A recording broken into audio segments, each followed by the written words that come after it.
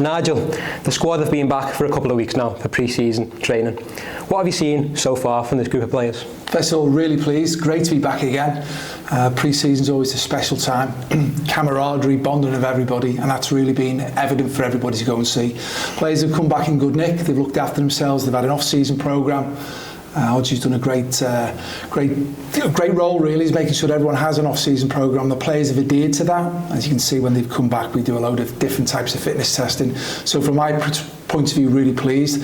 And obviously then when we've had Jordan Turnbull and Brad Walker, who had 2 operations before the end of the season, to make sure that they were ready for pre-season, and they've come back bang on. So well done to the medical side, as well as making sure that through the summer months that the guys have been in doing their work. So really pleased with that. I'm really pleased with the way the players have applied themselves so far. You've experienced many of them at all levels of the game throughout your career. What for you makes a successful pre-season, and which part do you enjoy the most as a manager? As you just said, as you asked me that question, it brings me back to 1981. 43 years ago. 43 years ago was my first pre-season for Tranmere Rovers. Left school on the Friday, joined Tranmere Rovers on the Saturday. It was my first pre-season. So it's fair to say that I've sampled, experienced the full raft, the full range of every type of pre-season that you can imagine. Everyone's got different ways of doing it. And again, you just glean the experience and the knowledge that you have. People try and reinvent the wheel. There's no need to reinvent the wheel. It's just maybe different terminology and whatever. Ultimately, you've got to be fit. So from my point of view, the players and the staff know it. We come back in. The object is, for pre-season, arrive the first game of the season, fit, fresh, available for selection. So we've got to get the guys fit. We've got to navigate the games we've got. People talk about, oh, you've got to win every pre-season game. I want a winning mentality here. You know, our focus is going to be win the next game. However, I know that through pre-season, they've got maybe some trialists playing in the game, so maybe some of the young lads playing in the game. The game can be affected in different ways, especially when you play maybe 45 minutes or 60 minutes as you're building the players up. You work on a few things through pre-season. You learn by failure. You learn by doing something, not just sitting on the fence. So from my point of view, working our way through pre-season to arrive for the start of the season, this grueling 60-game season. The ambitions we've got are strong, but we know it's going to be there. So we're going to utilise this time, and we have been, as efficiently as we can, to make sure that we do arrive fit, fresh, available for selection. The players are working extremely hard. They should do. But we've also got to be smart in what we're doing. We're trying to do everything we can to minimise the risk of injury by actually pushing the players individually and collectively to the boundaries that they can go to. But we've got lots of conversations, lots of sports science, lots of medical information, and we talk through it, making sure that we push the players as much as we can, get them out that comfort zone, in that learning zone, that development zone. Just got to keep them out that terror zone, you know what I mean? And we just got to make sure that we don't break anybody, but it's a fine line, isn't it? As you mentioned, the sports science side of things, how important is that aspect in the build-up to the start of a new campaign? I think it's very important that we can utilise it. We've got good sports science and medicine staff here at Tranmere Rovers Football Club, and we utilise it. Luckily, I've understood it. I say 43 years. I've had an experience of it at all sorts of levels. Equipment that you've got, equipment you haven't got. The eye you use is great for people to be held accountable. We can measure things. As an example, GPS, we can swap distances and high-speed runs and all sorts. But it needs to be a control program, because we can just do too much. Everyone say, oh yeah, let's do more, and all of a sudden we break somebody, because they're not at the capability of doing what you're going to look at them. So it's a progressive program through pre-season, but likewise, there's no hiding place either. We know that we need to get you to this certain level, and the data, the sports science dictates that it can be measured. You know, anything scientific should be measured, it's measurable, so we've got that. But obviously we've got loads of research and loads of experience, loads of knowledge on, well, let's make sure this program's in place, and we follow that, we've got a chance. We need to be adaptable, like you have to do when you're playing games of football. You've got to be adaptable as well. All of us, all the players, everyone's different. I think that's the beauty of it. So how can you help develop the individual, and how can we build the team? And I think that's an exciting thing that I'm looking forward to. An exciting thing that we've looked to do through pre-season. So again, we talk about sports science.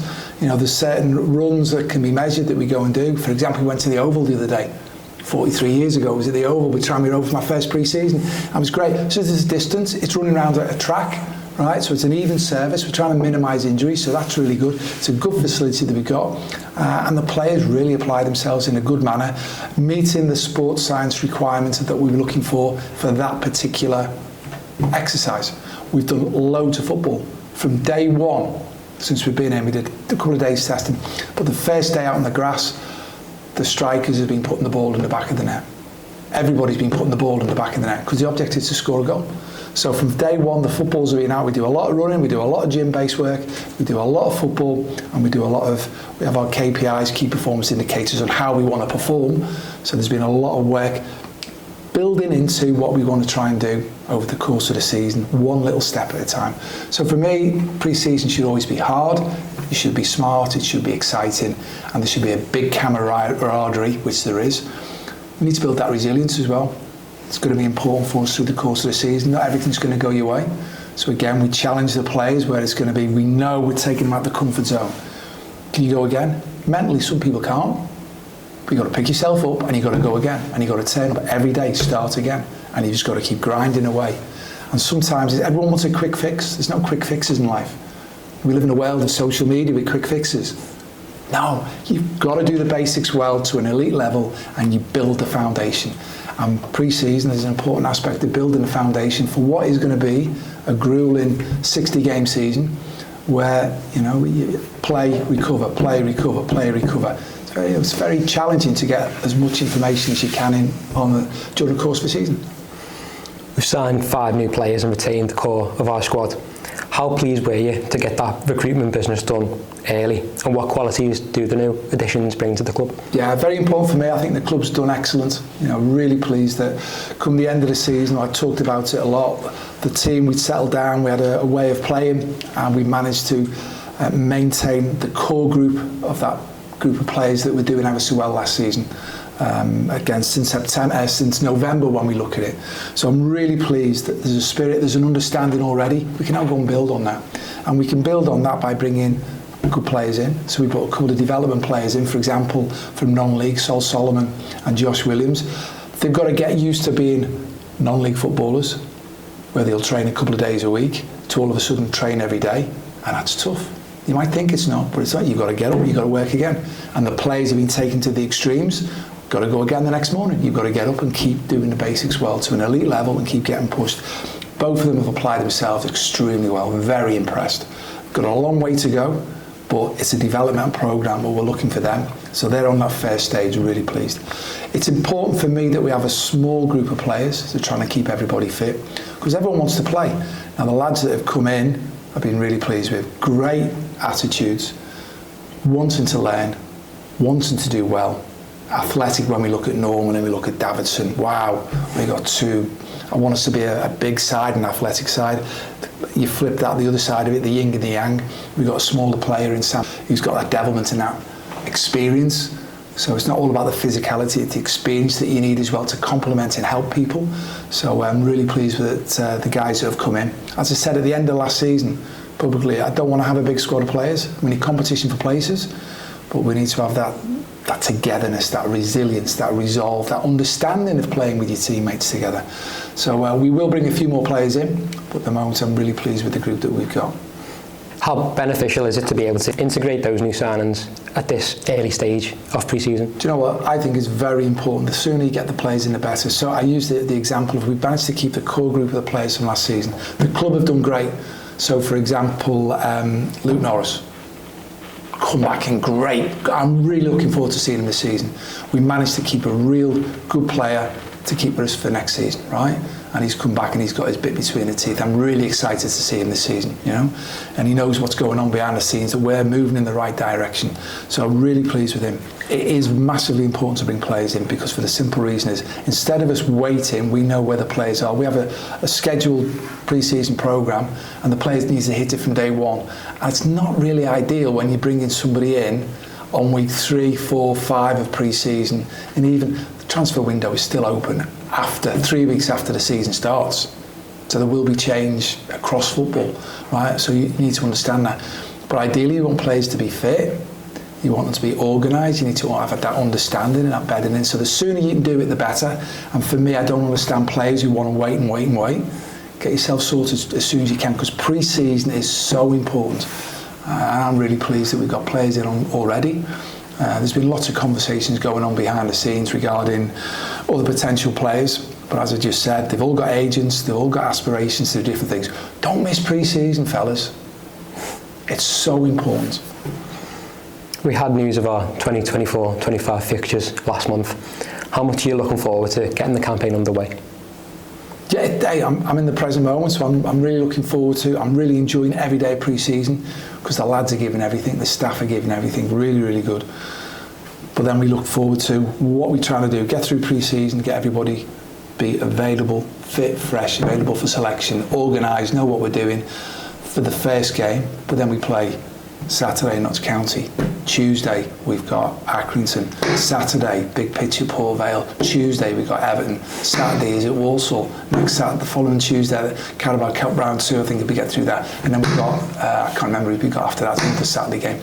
But if you look at it, it's relentless. Saturday, Tuesday, Saturday, Tuesday, Saturday, Tuesday. And the players are still, whatever pre-season you look at, the players, the tourists still are trying to find their feet in the first couple of games.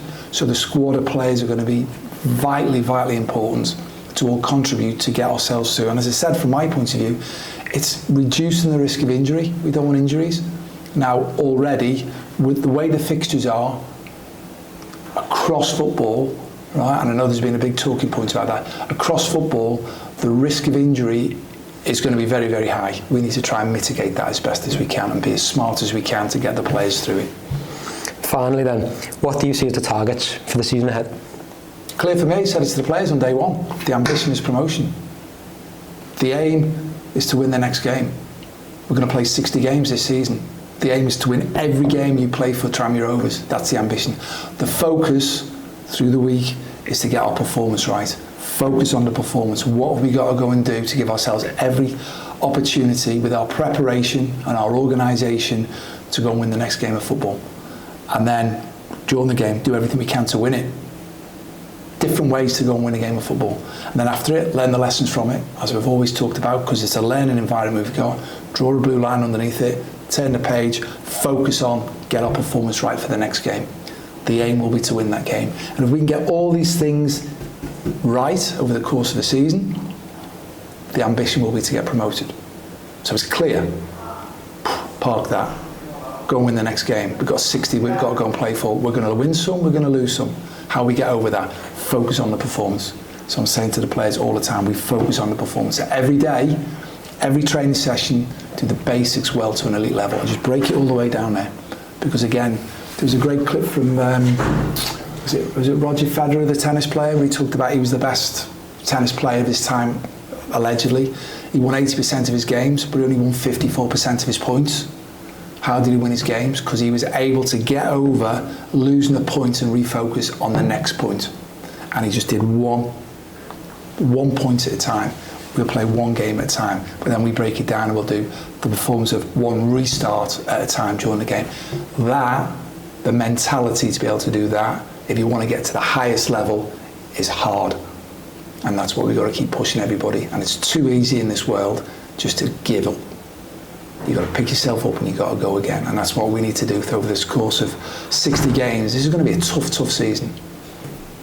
The ambition, the aim, the focus, and we'll see where we get to.